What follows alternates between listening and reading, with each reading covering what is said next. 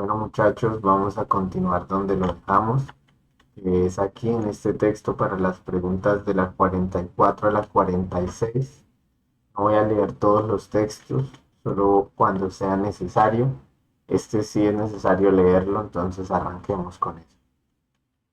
En el Líbano, como en otros países del Medio Oriente, el centro de Asia, el subcontinente indio y el norte de Europa, la leche ha sido por milenios un alimento esencial y necesario. Por esto, su gente ha desarrollado mutaciones genéticas para poder digerir la lactosa aún después de la infancia. En otras regiones, como América, el grueso de la población suele volverse intolerante a la lactosa luego de cumplir los 5 o 6 años, pues se supone que el ser humano es destetado apenas es capaz de comer alimentos sólidos. ¿Por qué el cuerpo seguiría desgastándose en la producción de la enzima encargada de digerir ese azúcar que se encuentra en un solo alimento de la naturaleza? Tomar la leche de otros mamíferos es una aberración cultural humana. En América no se consumía antes de la llegada de los españoles. En China, la dinastía Ming desterró el consumo de leche al mismo tiempo que borraba de su historia los mongoles que la precedieron y sus costumbres bárbaras como tomar kumis. O incluso un cortesano que se refirió al queso como una mucosa secreción de las tripas de una vieja vaca que luego se deja podrir. Entonces vamos a la pregunta. 44. En el texto el autor A usa cifras estadísticas para sostener una idea. En ningún momento se nos están dando estadísticas, ni porcentajes, ni promedios, ni nada que entre dentro de la categoría de estadística. B. Narra una escena trágica que sustenta su tesis. No hay escenas trágicas narradas en esa historia. C. Usa una cita graciosa para apoyar una tesis. Vamos a revisar en el texto. Una cita. ¿Cómo identificamos una cita? Porque está entre estos símbolos. ¿Sí? Entonces aquí hay una cita desde una mucosa hasta el final. Una mucosa secreción de las tripas de una vieja vaca que luego se deja podrir. Esta podría ser la más probable porque hay una cita efectivamente en el texto. Que sea o no graciosa, pues habría que revisarlo. Pero no hay estadísticas, no hay escenas trágicas y tampoco hay diálogos como lo dice en la D. Entonces, la única opción viable es la C. La 44 es la C. 45. A juzgar por su estilo y estructura, o sea, aquí nos están pidiendo que revisemos el estilo y la estructura. Se podría decir que el texto anterior es parte de A. Una crónica periodista sobre el consumo global de leche, probable. B. Un folleto publicitario acerca de una compañía de lácteos. C. Una novela histórica que ocurre durante la dinastía B. Un artículo científico de un seminario sobre enzimas. Primero revisando el texto es tomado y adaptado de El Malpensante. Para los que no lo conocen, El Malpensante es una revista o un periódico digital, ¿sí? Entonces ya por eso sabemos que su estilo y estructura, debido a donde está publicado, es probable que sea de una crónica periodística. Entonces, un folleto publicitario, no. ¿Por qué? Porque no se nos está publicitando nada. ¿Qué es publicitar algo? Querérnoslo vender. Y él no nos está intentando vender nada.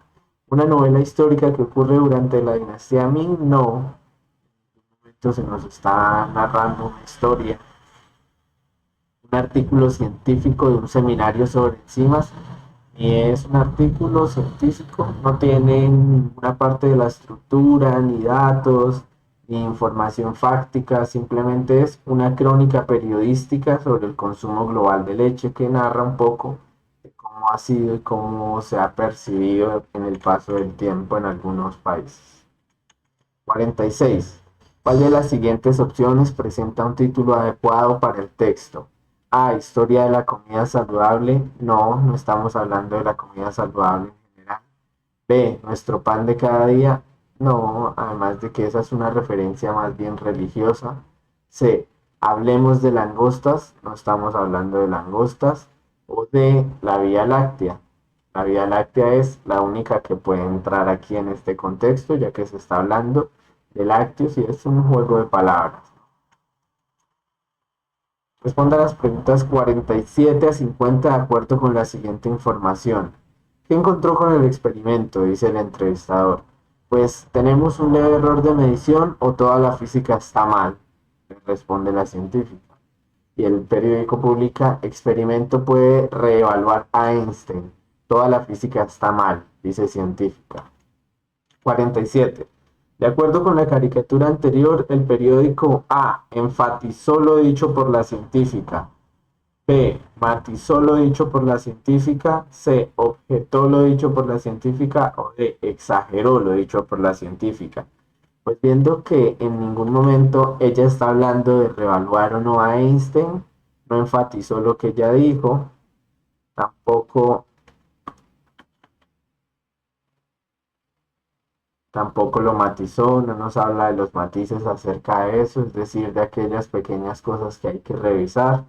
Tampoco objetó lo dicho, no lo está negando, no está diciendo que sea mentira, más bien lo exageró, pues está usando sus mismas palabras para llegar a conclusiones a las que ella nunca llegó, está exagerando lo que ella dijo. ¿Cuál es la relación entre la conversación de arriba y el periódico de al lado? La conversación es acerca del titular del periódico, imposible, porque el titular del periódico viene después de la conversación. B. El titular del periódico anuncia la conversación, tampoco, por lo mismo. No puede anunciar algo que pasa antes de que él exista. C. El titular del periódico es acerca de la conversación. Sí, pero a medias, porque en realidad no está diciendo todo lo que se dijo en la conversación.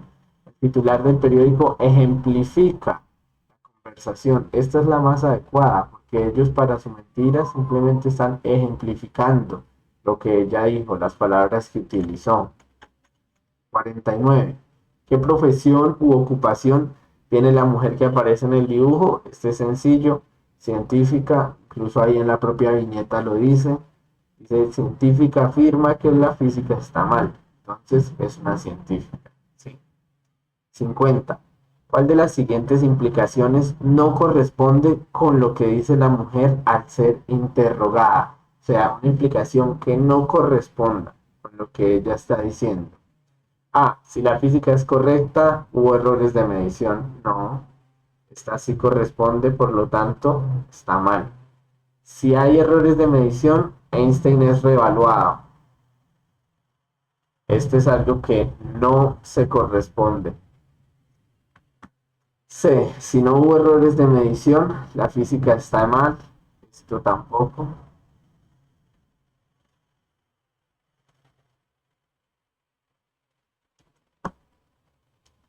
A ver, entonces tenemos dos opciones que son bastante probables. Si hay errores de medición, Einstein es reevaluado. Si la física está equivocada, Einstein es reevaluado. Entonces vamos a ver cómo responder. Un momentico.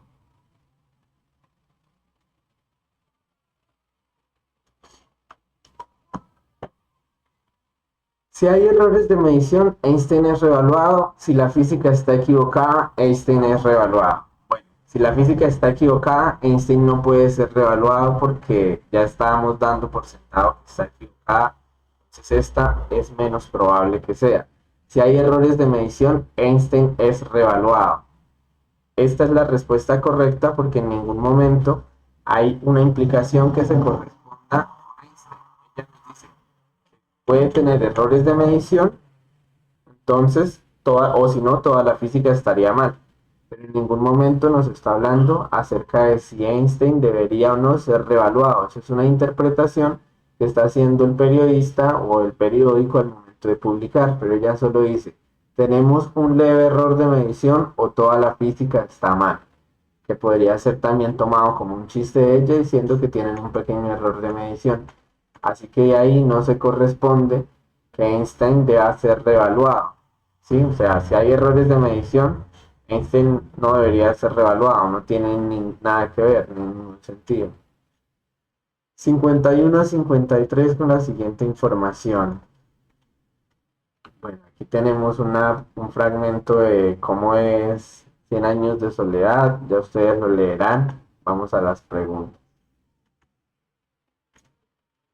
Considere el siguiente fragmento del texto.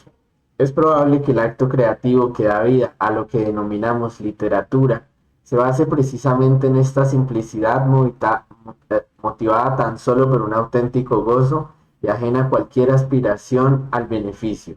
Un acto gratuito, exento de finalidad precisa, capaz de eludir cualquier lógica comercial, inútil por lo tanto porque no puede ser monetizado.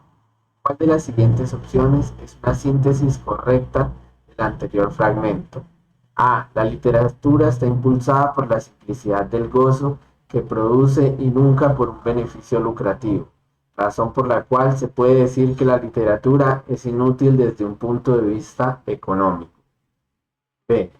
La literatura no tiene ningún fin económico que la impulse, es un acto gratuito y no tiene ningún sentido, ya que, al carecer de finalidad monetaria, es inútil desde todo punto de vista.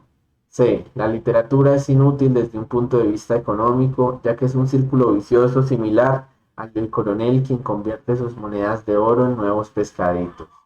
D. La literatura está impulsada por las mismas razones que motivan al coronel a invertir sus monedas de oro en nuevos pescaditos, a saber, obtener más monedas de oro. ¿Sí? Entonces vamos por partes.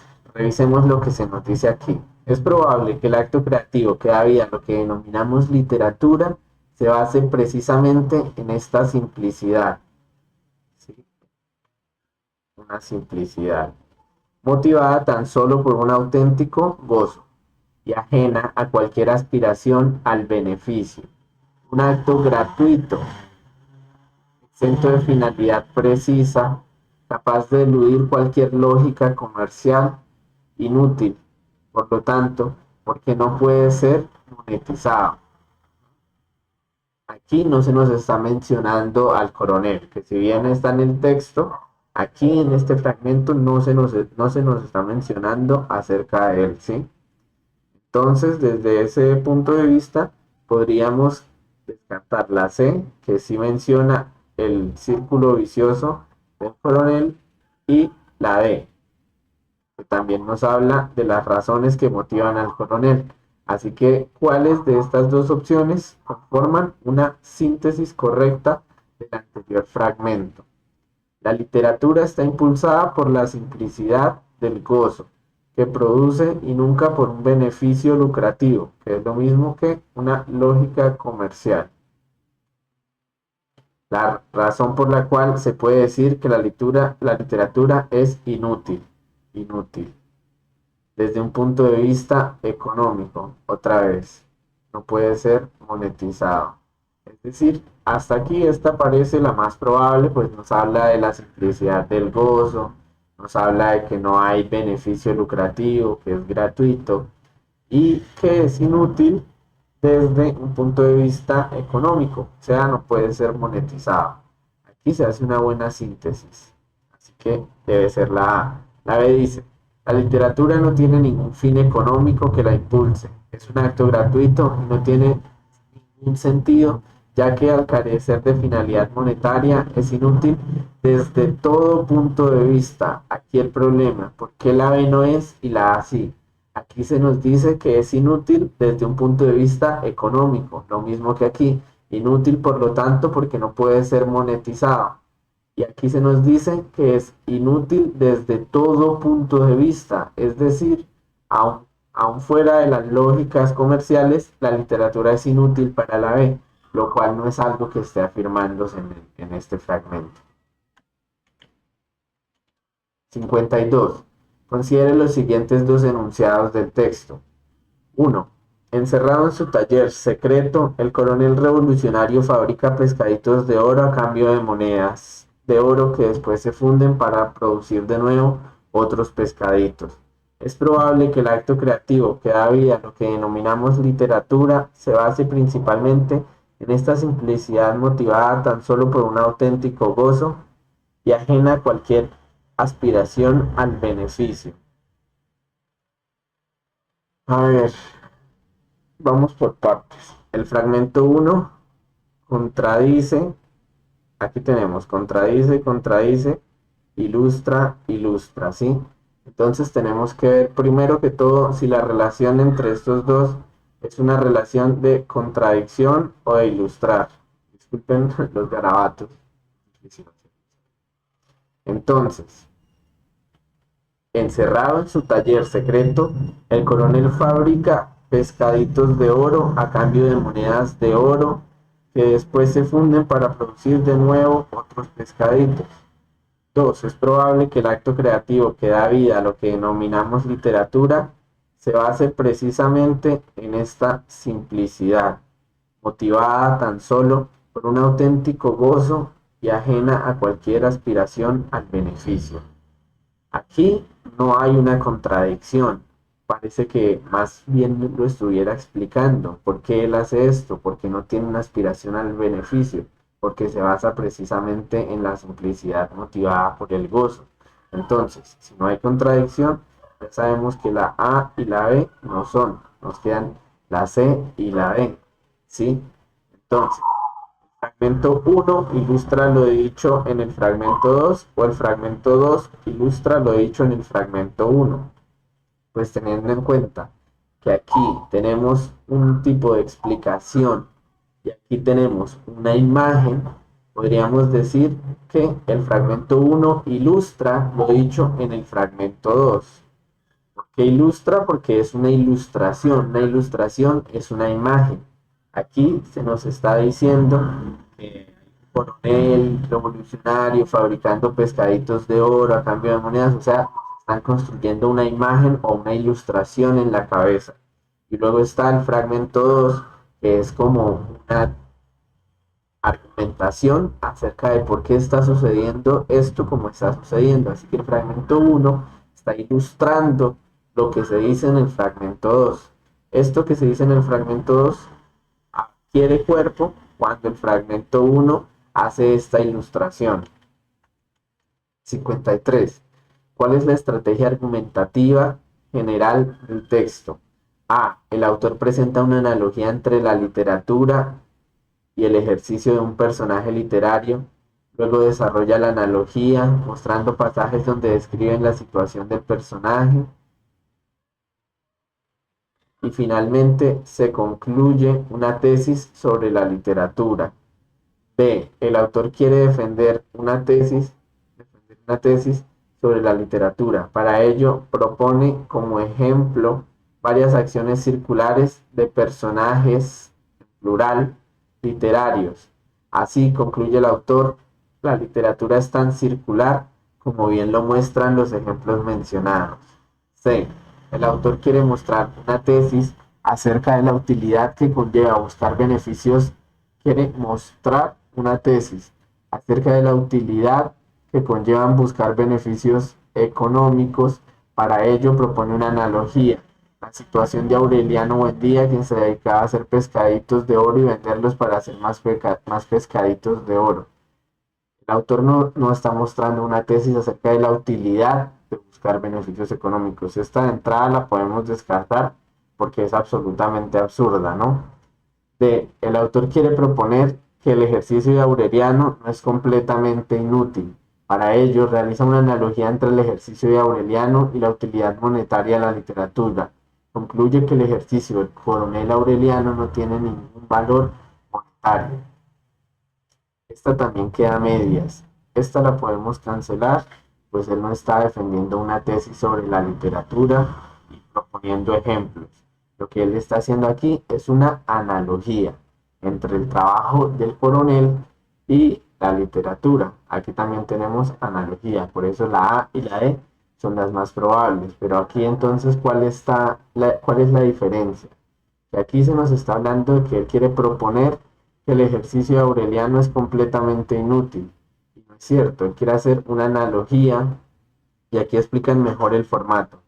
El autor presenta una analogía entre la literatura y el ejercicio de un personaje literario. O sea, primero tenemos la analogía. Luego, desarrolla la analogía mostrando pasajes donde describen la situación del personaje, como en el texto. Y finalmente tiene una conclusión sobre una tesis de la literatura.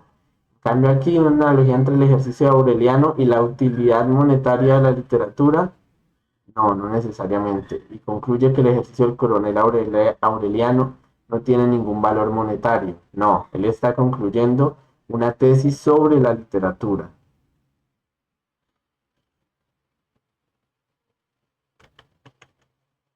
54 y 55. El asalto. Ay, a ver. 54. La voz que narra el texto anterior corresponde: A. Al ladrón que resultó herido. B. A un narrador ajeno a los hechos. C. A quien habla a través del teléfono. O D. Al pensamiento del mástil. Revisemos un poco. La casa suntuosa en Leblon está guardada por un mastín de terrible semblante que duerme con los ojos abiertos o quizás no duerma, de tan vigilante que es. Por eso la familia vive tranquila y nunca hubo noticia de asalto a una residencia tan bien protegida. Hasta ahora no parece que esté hablando alguno de los personajes. Hasta la semana pasada, la noche del jueves, un hombre logró abrir el pesado portal de hierro y penetrar en el jardín. Ah, sí, o sea, si es un hombre, el que se nos habla de un hombre acerca del ladrón, entonces la voz que narra no puede ser el ladrón, porque no se va a referir a sí mismo como un hombre que entró, no, lo diría en primera persona. Un narrador ajeno a los hechos es lo más probable. Lo más probable es que sea la B. C. A quien habla a través del teléfono. Ahí no hemos llegado al teléfono y ya tenemos a alguien narrando. D. Al pensamiento del mástil no tenemos ningún indicio que nos lleve a pensar que se trata del pensamiento de él. 55. Considere el siguiente fragmento del texto anterior. Al día siguiente, la criada no comprendió por qué razón una voz al teléfono, diciendo que era de salud pública, preguntaba si el perro estaba vacunado. En ese momento, el perro que estaba al lado de la doméstica agitó la cola afirmativamente. ¿Qué implicación se desprende de este fragmento? A. El ladrón, luego de ser mordido por el perro, contrajo la rabia y acudió a salud pública. B. El ladrón, temiendo haberse contagiado, llamó haciéndose pasar por salud pública. C. La criada había encontrado el trozo de pantalón. D. La criada no sabía que el perro estaba vacunado. Esta no y esta no. Aquí el sujeto es la criada y aquí también el sujeto es la criada. Y están preguntándonos es la implicación que se desprende de este fragmento y no hay ninguna implicación relacionada con la criada. Pues si bien ella está aquí presente, no es alguien que esté siendo un personaje que participa de manera activa. Luego tenemos el ladrón y el ladrón como sujeto. Y aquí dice, luego de ser mordido por el perro, contrajo la rabia y acudió a salud pública. No, no sabemos si él contrajo la rabia. Además, si hubiera contraído la rabia, ya sabría que efectivamente el perro tiene rabia, ¿no? ¿Qué necesidad habría de preguntarlo? Entonces nos queda la B. El ladrón, temiendo haberse contagiado, llamó haciéndose pasar por salud pública. Esa es la más apropiada. Responda a las preguntas 56 a 59 de acuerdo con la siguiente información. Señor muy viejo con alas enormes. Tenemos el fragmento del texto de Gabriel García Márquez. Continuemos. 56. Basado en la información del fragmento, se puede afirmar que Pelayo encontró al ángel domingo en la mañana, sábado por la tarde, viernes en la tarde o un jueves al mediodía. Aquí tenemos que revisar el texto. Dice, al tercer día de lluvia, aquí ya nos dan una cifra. Tercer día de lluvia. Habían matado tantos cangrejos dentro de la casa que Pelayo tuvo que atravesar su patio anegado para tirarlos al mar, pues el niño recién nacido había pasado la noche con calenturas y se pensaba que era causa de la pestilencia. El mundo estaba triste desde el martes, o sea, estaba lloviendo desde el martes. El cielo y el mar eran una misma cosa de ceniza y las arenas de la playa, que en marzo fulguraban como polvo de lumbre, se habían convertido en un caldo de lodo y mariscos podridos. La luz era tan mansa al mediodía que cuando Pelayo regresaba a la casa después de haber tirado los cangrejos, bla, bla, bla, bla, bla, bla. Bueno, aquí tenemos varios datos, ¿no? Tercer día de lluvia y había empezado desde el martes. Entonces, 3 días del martes es miércoles, jueves y viernes, ¿sí? Aquí se nos dice que la luz era mansa al mediodía, pero la pregunta ¿cuál es? Se puede afirmar que Pelayo encontró al ángel A un domingo en la mañana, B un sábado por la tarde, C un viernes en la tarde o D un jueves al mediodía. Bueno, si tenemos en cuenta que ahí dice la luz mansa al mediodía, podría ser al mediodía, pero también como nos está diciendo que al tercer día de lluvia y que el mundo estaba triste desde el martes, quiere decir que al tercer día de lluvia, que es cuando él sale y atraviesa el patio para tirar los cangrejos al mar, es cuando encuentra al supuesto ángel, ¿no? Entonces, si fueron 3 días después del martes, tiene que ser sí o sí el viernes, a pesar de que ahí diga que la luz mansa del mediodía, pues los otros datos nos indican que fue un viernes en la tarde, ¿sí? No pudo ser el domingo en la mañana, ni el sábado, ni el jueves, aunque tenga aquí luz del mediodía, sencillamente porque ahí nos está diciendo que fue 3 días después del martes. 57. Las alas del viejo encallaron en el patio, la playa, la habitación y o la cocina. Veamos, aquí dicen. Cuando Pelayo regresaba a la casa después de haber tirado los cangrejos, le costó trabajo ver qué era lo que se movía y se quejaba en el fondo del patio. Entonces, aquí es el patio. 58. La vecina sabia está segura de que el anciano al lado no es, de que él no es. La muerte que viene por el niño enfermo, un peligro que es preciso exterminar, un ángel rebelde que huyó del cielo o un náufrago extranjero. Todas estas preguntas han sido de corte literal, de ir a revisar el texto. Entonces veamos qué dice aquí. Dice, bla, bla, bla. Entonces se atrevieron a hablarle y él les contestó incomprensible pero con una buena voz de navegante. Fue así como pasaron aquí, fue así como pasaron por alto el inconveniente de las alas, o sea, ignoran que él tiene alas para concluir que era un náufrago solitario.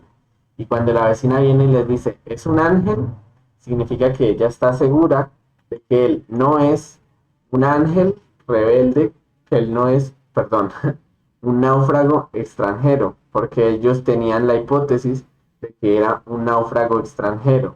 Y la vecina cuando les dice que no, que es un ángel, entonces está negando que sea un náufrago extranjero. Por lo tanto, ella está segura de que no es un náufrago extranjero porque cree que es un ángel.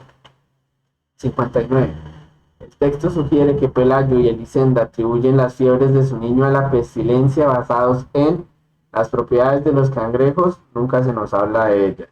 Las creencias populares, probablemente un dogma de fe, no se nos está hablando de dogmas de fe, ni de cristianismo, ni de catolicismo, ni de nada en general. Una conjetura, no se nos están dando ahí conjeturas, sino nos queda la opción de las creencias populares, que si conocemos también un poco del contexto del cuento en el que escribe, en el que se desarrolla la historia de Gabriel García Márquez, que es, digamos, en una zona alejada de la ciudad, costera, etcétera, pues muchas de estas creencias se basan en creencias populares. Entonces aquí lo más probable es que sea la 59B. Responda las preguntas 60 a 62 de acuerdo con la siguiente información y tenemos un texto de la insoportable levedad del ser de Milan Kundera. 60. Considere el siguiente fragmento. Debe ser así, repetía Thomas, pero pronto empezó a dudarlo. ¿De verdad tenía que ser así? Sí, era insoportable permanecer en Zúrich e imaginarse a Teresa viviendo sola. Pero ¿cuánto tiempo le torturaría la compasión? ¿Toda la vida o todo un año? ¿Cómo podía saberlo? ¿Cómo comprobarlo? En el fragmento anterior, la frase debe ser así es pronunciada por Thomas y va dirigida esta frase. A Teresa no está Teresa, entonces no puede estar dirigida a ella esa frase. Al lector no está hablando con el lector. C. Asimismo, es bastante probable que esta sea la adecuada para convencerse de su propio modo de proceder. O D. Al narrador. Evidentemente no está hablando con el narrador. Debe ser así, repetía Thomas, pero pronto empezó a dudarlo. Es decir, él está reafirmándose la idea de que esto tenga que ser así. Por eso él se dice, debe ser así. Y luego se pregunta, ¿de verdad tiene que ser así? O sea, está hablando consigo mismo para convencerse de su propio modo de proceder. 61. Motivado por su deseo de visitar a Teresa, Thomas decide ir a Rusia a Praga, donde su amada se había radicado junto a su amigo Z. B. De Praga al restaurante de uno de los 5 hoteles que se encuentra en Zúrich. Ya sabemos que él está diciendo, insoportable permanecer en Zúrich. Es decir, él no está viajando a Praga, de Praga al restaurante de uno de los hoteles que se encuentra en Zúrich. No está viajando a Zúrich, está saliendo de Zúrich. Entonces ya con eso podemos descartar la A y la B. Nos queda la C y la D. De Zúrich a una llanura fría y cubierta de nieve situada en algún punto del vasto territorio ruso. De Zúrich a Praga cuando esta última se hallaba bajo el dominio de las fuerzas militares de la Unión Soviética. Aquí tenemos dos respuestas muy similares. ¿Cuál es la diferencia? Que esta y esta no son lo mismo. Esta está mucho más completa. Aquí se nos dice a una llanura fría situada en un punto de territorio ruso. Aquí se nos dice a Praga, cuando esta última se halla bajo el dominio de las fuerzas militares de la Unión Soviética. O sea, nos pone en un contexto mucho más claro. Así que la 61 es la D. 62. A juzgar por su forma y contenido, el texto anterior ha sido extraído de A. Un libro de historia de la Unión Soviética. Por la forma y contenido, no. No puede ser un libro de historia de la Unión Soviética, no nos está narrando la historia de una forma académica o intelectual o historicista. B. Una crónica periodista del siglo XIX, tampoco, porque como ya vimos, el texto fue extraído de La insoportable levedad del ser, editores S.A., de no sé qué. Es decir, que es una novela. ¿Sí? No puede ser una crónica porque está sacado de una novela. O sea, es una novela escrita durante el siglo XX. ¿Un pasaje diario íntimo de Thomas? No, no estamos leyendo en el formato diario, de querido diario y empieza a narrar, sino que en partes, incluso habla consigo mismo. Es decir, que tiene que ser de una novela. ¿Sí? 63. La muerte de Iván Ilich. Veamos las preguntas. La frase, desde sus años mozos se sintió atraído como mosca hacia, se refiere a personificación, exageración, metáfora o ironía. Revisemos en el texto. Desde sus años mozos se sintió atraído como mosca hacia la luz. Aquí tenemos entonces varias figuras literarias. La ironía no es porque en la ironía se dice algo que es contrario a lo que se quiere decir. Exageración tampoco es porque no está haciendo una hipérbole, es decir, no está exagerándonos un punto con el fin de enfatizarlo ni nada por el estilo. No está exagerando. Personificación nos está diciendo que desde sus años mozos se sintió atraído como mosca, ¿sí? Si fuera la figura al revés, si estuviera dándose una característica de humano a esa mosca, hablaríamos de personificación, pero aquí es lo contrario. Se está usando la figura de la mosca como una metáfora de su relación con ciertos tipos de personas. O sea, personificación no puede ser. 64. Quien adopta una postura crítica frente a la sociedad descrita. ¿Quién adopta una postura crítica frente a la sociedad descrita? A ver, vamos a tener que ir a revisar el texto otra vez. La vida de Iván Ilich era una historia que no podía ser más vulgar, corriente y más horrible. Iván Ilich, muerto a los 45 años como miembro de la Cámara Judicial, era hijo de un funcionario que había hecho en Petersburgo en distintos ministerios y departamentos la carrera que lleva a los hombres a una situación en que, a pesar de mostrar su completa incapacidad de ejercer unas funciones realmente útiles, atendido su puesto que en el escalafón y sus dignidades no pueden ser despedidos y por eso ocupan cargos imaginarios y ficticios, por los que gozan de unos sueldos no ficticios entre los 6.000 y 8.000 rublos, con los que viven hasta la vejez más avanzada. Así era Ila Efimovich Golovin, consejero secreto y miembro innecesario de diversas e innecesarias instituciones. Había tenido 3 hijos varones. Iván Ilich era el segundo. El primogénito había hecho la misma carrera que el padre, aunque en otro ministerio, y se acercaba a la edad dentro del escalafón en que da comienzo esta inercia de los sueldos.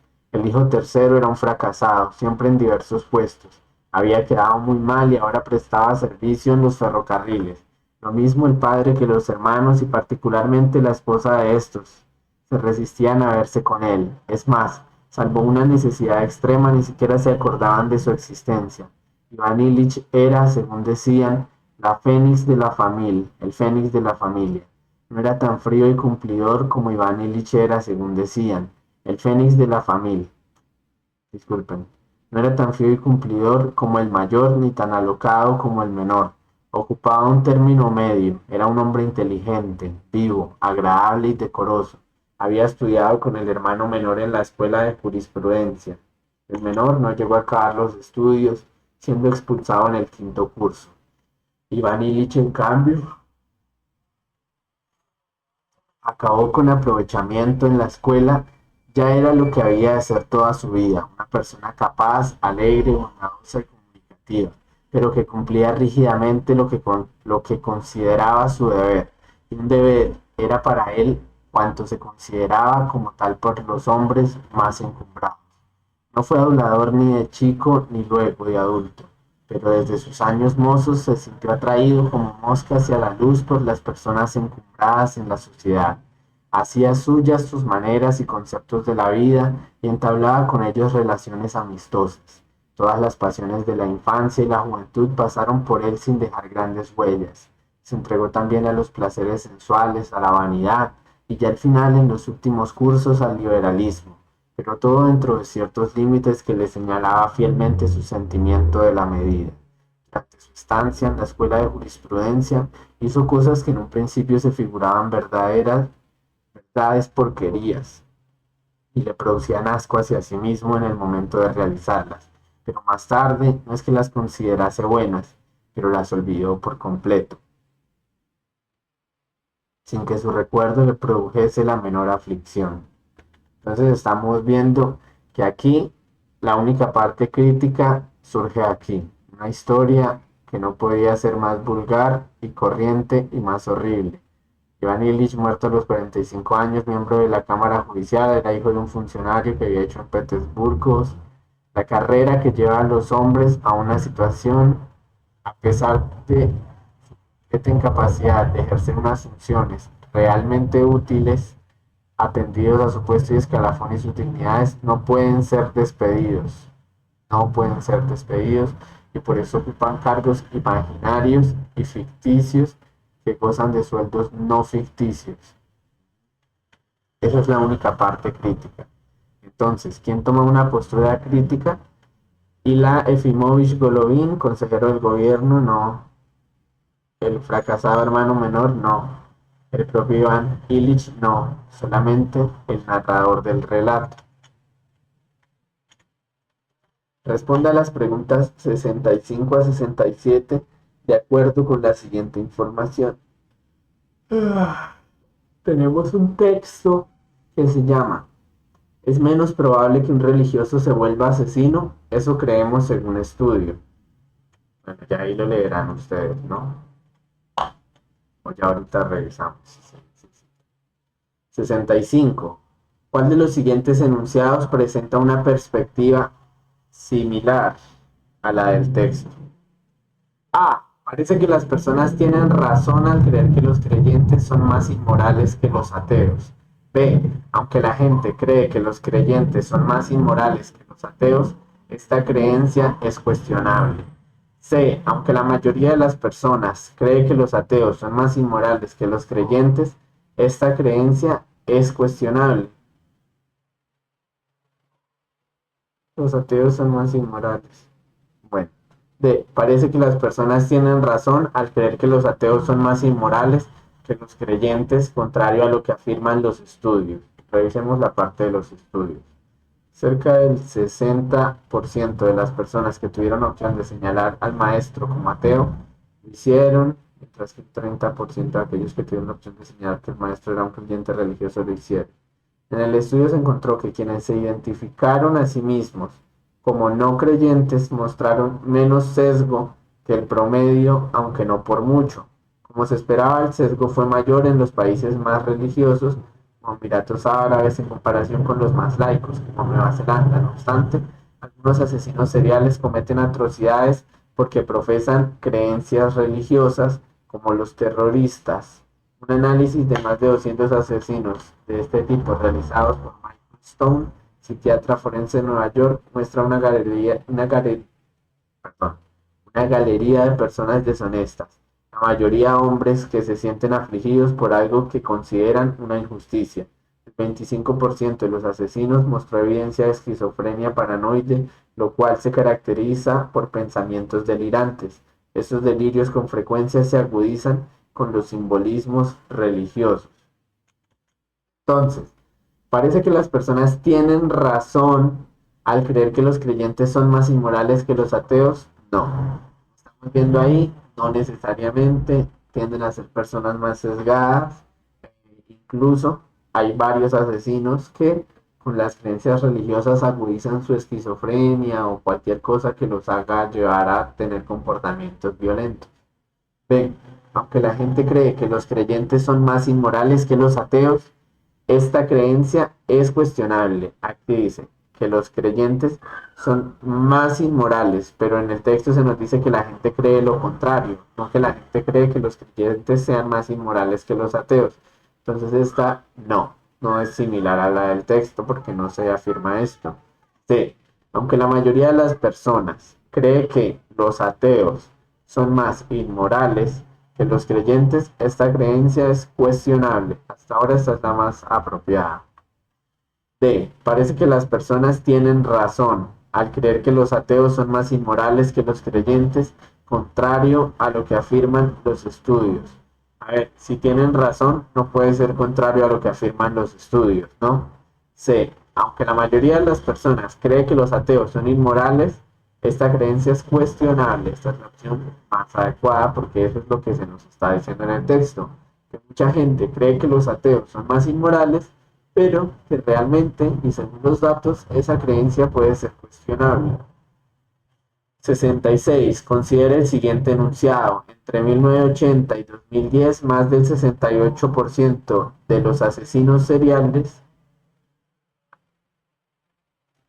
condenados en países de América y Europa confesaron tener motivaciones basadas en sus creencias religiosas cuando cometieron sus crímenes. El anterior enunciado constituye a. Una evidencia débil en contra de lo que creen los participantes del estudio, bla, bla, bla. Esta puede ser descartada porque si nos están dando ya unos datos que dicen que más del 68%, es decir, casi el 70% de los asesinos que hay en Europa y en América, se basan por motivaciones de creencias religiosas, pues no es una evidencia débil, es una evidencia bastante fuerte, ¿no? Entonces ve, una fuerte evidencia, como les venía diciendo, en contra de lo que creen los participantes del estudio publicado por Nature Human Behavior. C. Una fuerte evidencia en contra de los resultados de la investigación conducida por Michael Stone. D. Una evidencia débil en contra de los resultados de la investigación de Michael Stone. Como ya concluimos, es una fuerte evidencia. Entonces ya podemos descartar ambas opciones que dicen que es una evidencia débil. Aquí entonces, ¿cuál es la diferencia? En este se nos dice lo que creen los participantes del estudio de Nature Human Behavior. En la C, que es una fuerte evidencia en contra de los resultados de la investigación conducida por Michael Stone. Pero estos son los resultados de la investigación. Entonces, esto es una fuerte evidencia en contra de lo que creen los participantes del estudio, ¿sí? No de la investigación conducida por Michael Stone. 67. Considere el siguiente texto. Un estudio reciente determinó que las personas tienen un sesgo negativo sobre los ateos. Según el estudio, tanto ateos como creyentes de diferentes países creen que es más probable que un asesino sea ateo a que no lo sea. Se cree que esto es causado por la idea de que la religión previene la inmoralidad. No obstante, otros estudios han mostrado que la religión y la inmoralidad pueden ir de la mano. El pasaje anterior es un resumen adecuado, pues sintetiza las dos ideas centrales del texto, la descripción del estudio y la posible crítica a sus resultados. B. Equivocado, porque afirma algo que el texto no dice explícitamente, que la religión y la inmoralidad pueden ir de la mano. C. Inexacto, pues olvida un detalle central del texto, los datos bibliográficos de la revista donde se publicó el estudio. Esta ya como tal la podemos ir sacando, ¿no? Porque no estamos revisando los datos bibliográficos de donde se publicó el estudio en este fragmento. D.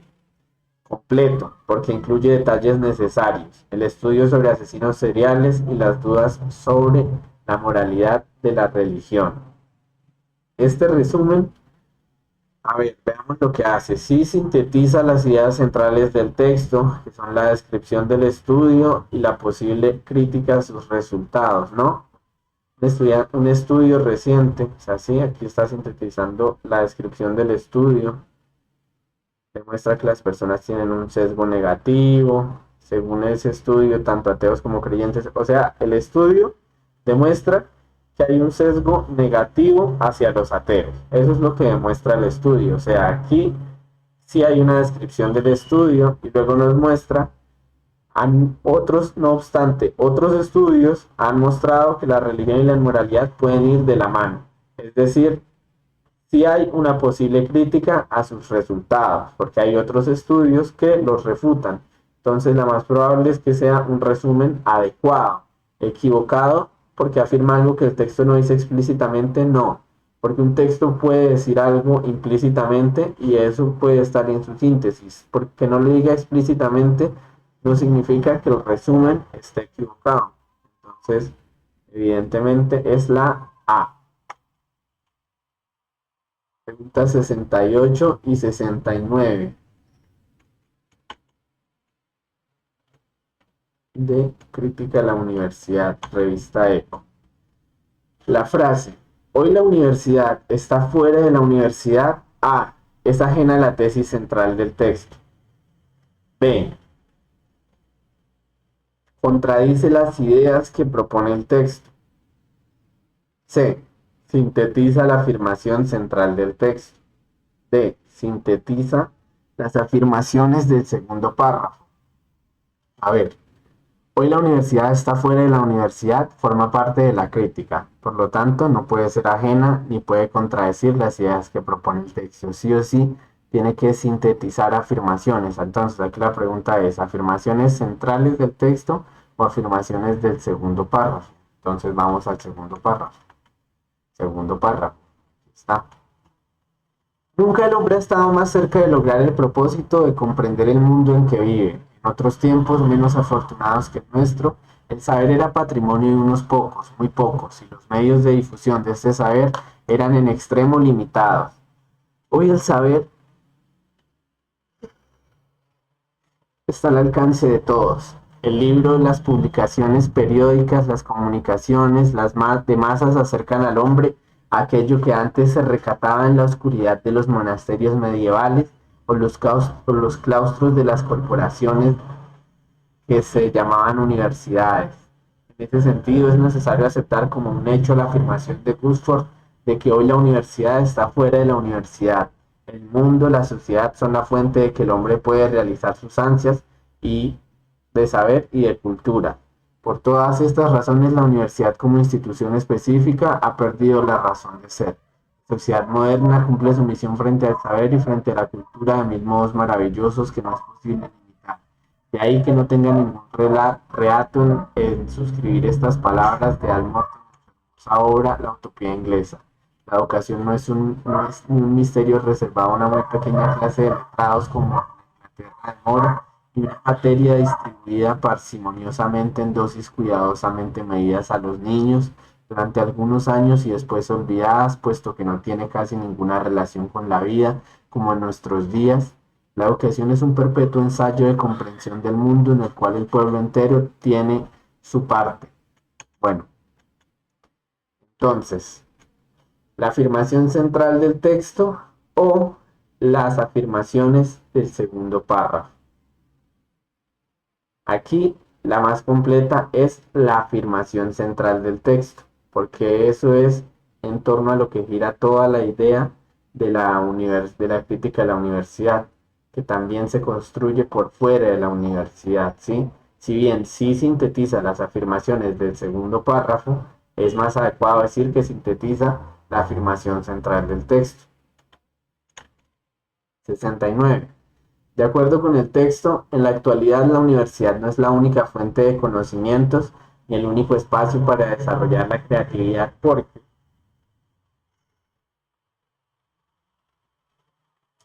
A. Hay una fuente de conocimientos y experiencias que se encuentran en el entorno social y que resultan indispensables para la formación. Conocimientos y experiencias en el entorno social. B.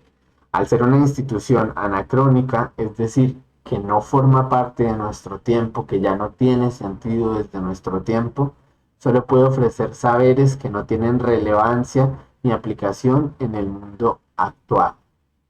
¿Sí? A eso se refiere lo anacrónico. C.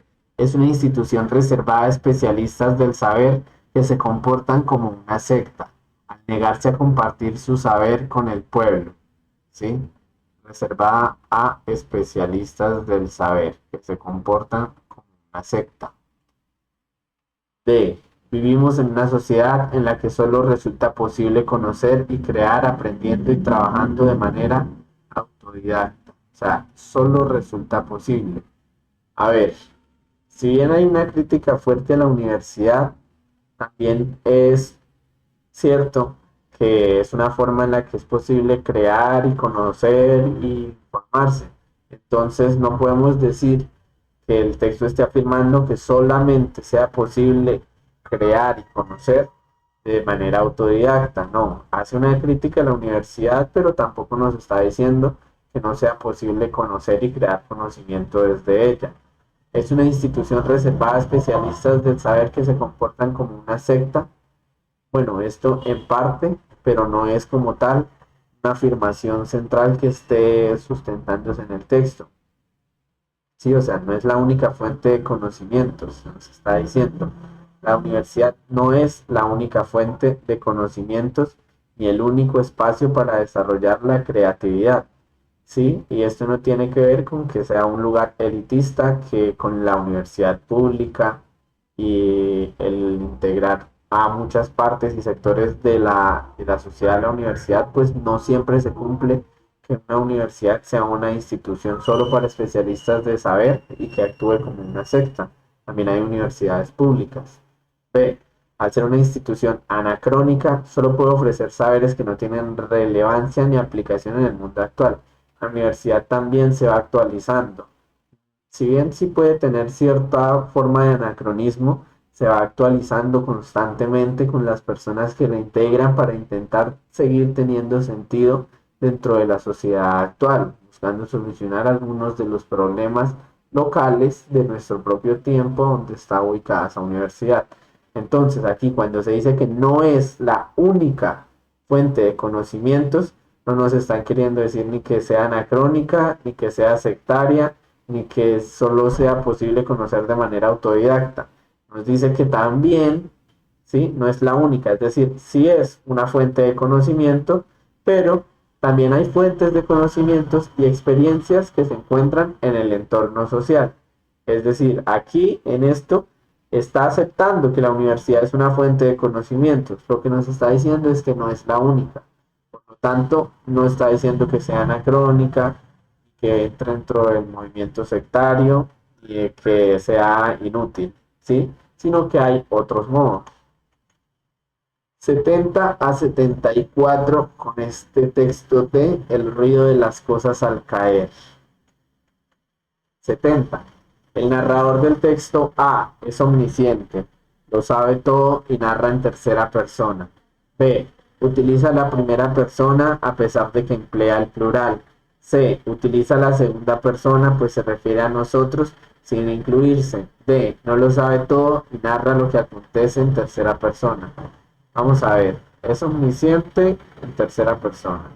Es en primera persona y emplea el plural. Pues en segunda persona y se refiere sin incluirse. Habla de nosotros sin incluirse. Bueno, aquí como tal, yo diría que esta ya la podemos descartar. Porque si decimos nosotros, nos estamos incluyendo. O sea, no es posible hacer esto. No es posible decir nosotros sin incluirse. Es un absurdo. Entonces la C ya puede ser descartada. D. No lo sabe todo y narra lo que acontece en tercera persona. Revisemos. La edad adulta trae consigo la ilusión perniciosa de control y acaso depende de ella. Quiero decir que es ese espejismo de dominio sobre nuestra propia vida, lo que nos permite sentirnos adultos, pues asociamos la adultez con la autonomía. Sí, o sea, como podemos ver aquí, él se está incluyendo en todas las opciones, se incluye a sí mismo. O sea que esta también otra vez queda doble descartada. No lo sabe todo y narra lo que acontece en tercera persona. No, no está narrando en tercera persona, o sea que podemos descartar la A y la D porque no nos está narrando en tercera persona, se está incluyendo. O sea, está utilizando la primera persona, pero está empleando el plural, o sea, la B.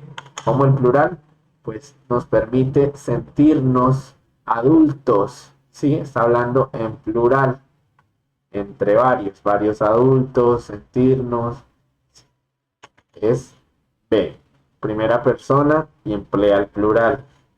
71. Considere los siguientes dos enunciados del texto. 1.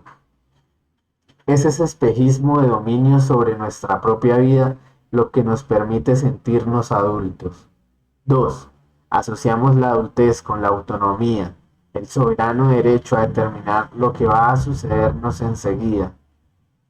¿Cuál es la relación argumentativa entre uno y 2? Esta es una pregunta de corte interpretativo, de ver cómo se relacionan entre sí las partes del texto. Entonces tenemos que 1 es una razón a favor de 2, que 2 es una razón a favor de 1, que 2 es una razón en contra de 1 y que 1 es una razón en contra de 2.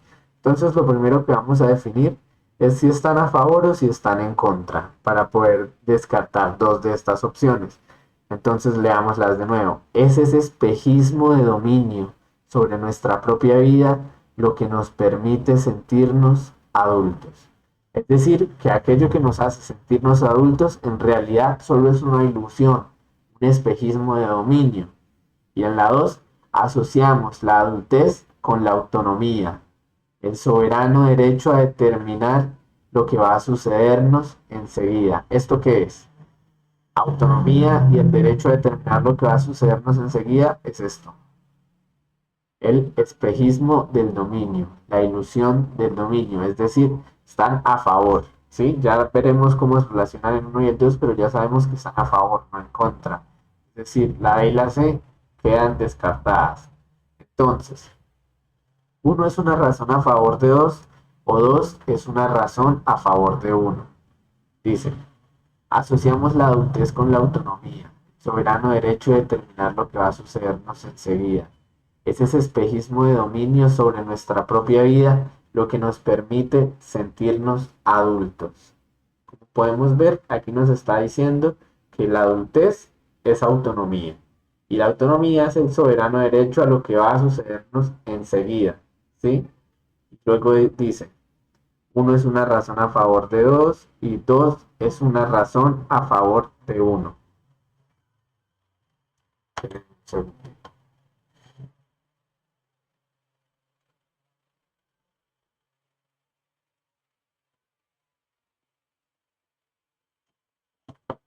Listo, continuamos. Disculpen. Entonces, ¿en qué íbamos?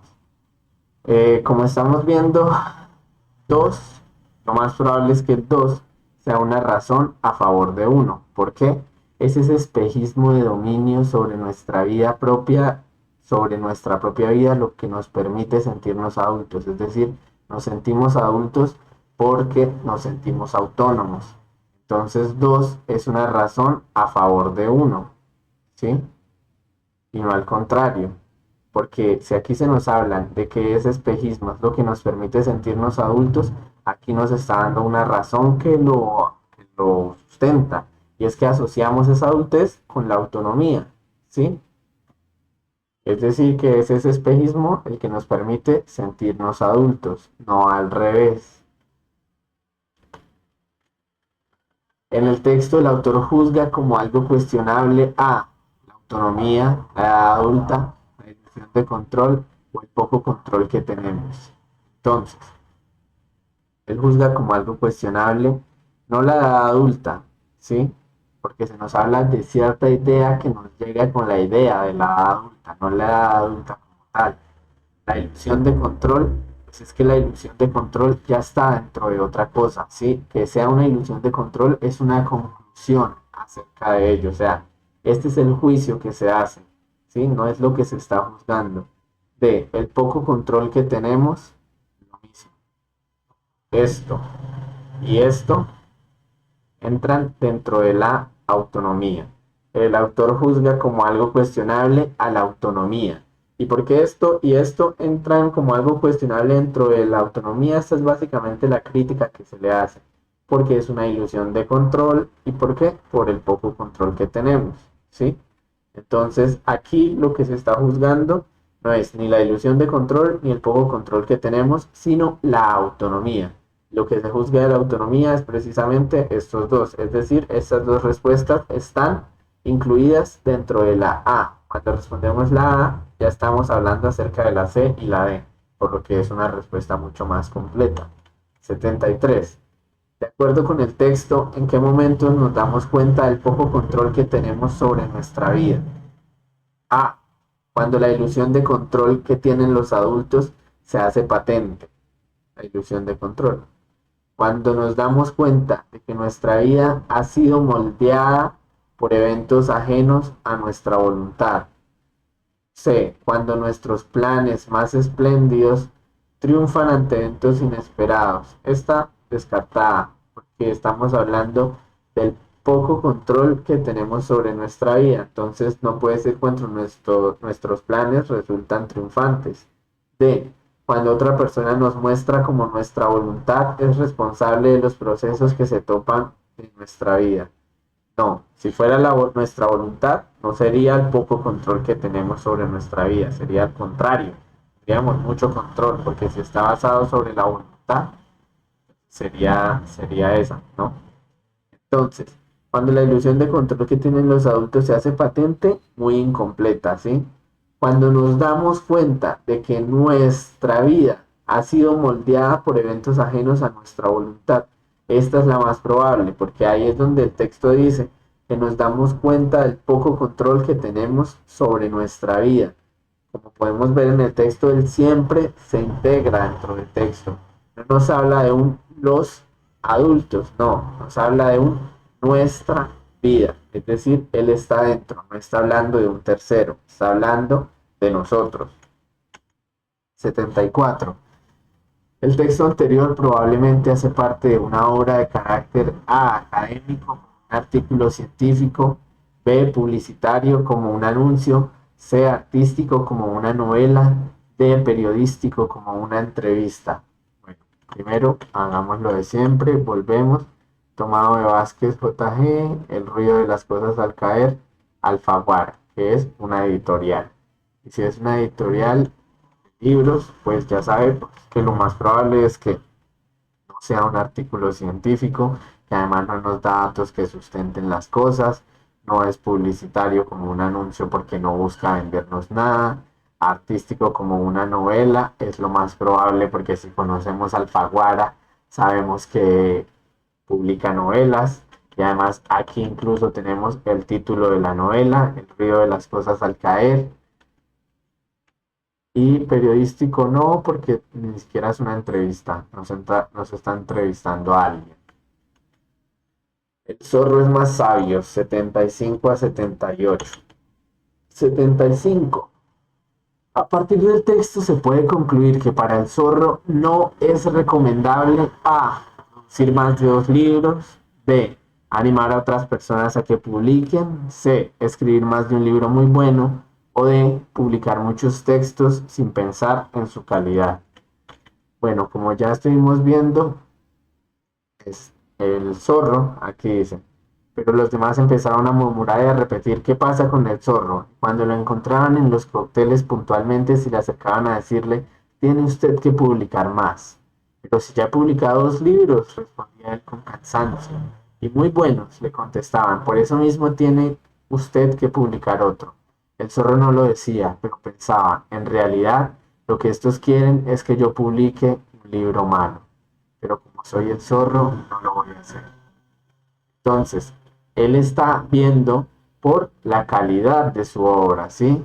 No es que él no quiera escribir más de un libro muy bueno, porque además tiene 2, no quiera animar a otras personas a escribir, ni quiera producir más de 2 libros, sino que está pensando en la calidad de su obra porque ellos quieren que publique un libro malo y él no lo quiere hacer. Entonces, de publicar muchos textos sin pensar en su calidad. 76. La expresión como soy el zorro no lo voy a hacer tiene un significado afín a la expresión como soy veloz no lo voy a hacer, como soy tramposo no lo voy a hacer, como soy escurridizo no lo voy a hacer y como soy astuto no lo voy a hacer. Como hablamos en alguna clase, hay distintos tipos de inferencias, distintos tipos de interpretaciones. Una de ellas es la inferencia cultural, que surge de una idea o un símbolo que en la cultura se considera de cierta manera. Y cuando hablamos del zorro, no hablamos de que sea veloz, ni que sea tramposo, ni que sea, bueno, escurridizo a veces sí, pero se habla siempre del zorro como una figura, como símbolo de la astucia. El zorro es astuto. En la cultura, en nuestra cultura occidental, se dice que el zorro es una figura astuta. Sí, como es astuta, puede ser escurridiza y ser tramposa, pero la palabra con la que se asocia el símbolo del zorro, que dice como soy el zorro no lo voy a hacer, es de la astucia. 77. ¿Cuál de las siguientes opciones es una caracterización adecuada de la decisión final del zorro? A. El zorro decide no publicar sin antes corregir para no producir libros malos. B. El zorro decide no publicar por presión para no publicar un mal libro. C. El zorro decide tomarse el tiempo necesario para publicar un buen libro. D. El zorro debe publicar más para no recibir más críticas de los académicos. Bueno, como estuvimos revisando, aquí no se trata de un problema de corrección. Él no quiere publicar más. Entonces no se trata que él quiera corregir. Por lo tanto, no es la A. Por presión. Lo están intentando incitar a que él publique un libro. O sea, están intentando que por presión haga otro libro. Pero él no está dispuesto a sacar un mal libro y menos por presión. ¿El zorro decide tomarse el tiempo necesario para publicar un buen libro? No. Eso no tiene que ver con el final. Y el zorro debía publicar más, tampoco es algo que corresponda con el final de la historia. Lo único que nos queda es la B. Él no va a publicar por presión para no publicar mal libro. 78. El zorro se dio por satisfecho desde que A. Sus 2 libros fueron publicados y comentados con entusiasmo. B. Su primer libro fue publicado y traducido a los más diversos idiomas. C. Los demás empezaron a murmurar y pedirle que publicara más. O D. Tomó la decisión y se dedicó inmediatamente al oficio de escritor. A ver, la D no, porque él no está satisfecho inmediatamente. Entonces la D no puede ser. Sí, porque ahí apenas tomó la decisión de dedicarse a ser escritor. Cuando los demás empezaron a murmurar y pedirle que publicara más, él se vio molesto. Entonces no puede ser que se haya dado por satisfecho por algo que lo molestó. B. Su primer libro fue publicado y traducido a los más diversos idiomas. No, no, porque si se hubiera visto por satisfecho con su primer libro, no habría publicado el segundo. Entonces, como publicó el segundo, podemos concluir que se dio por satisfecho cuando sus dos libros fueron publicados y comentados con entusiasmo. Por lo tanto, es la A. Bueno, muchachos, muchas gracias por ver esto. Que les vaya muy bien. Mucha suerte en ese ICFES. Nos vemos.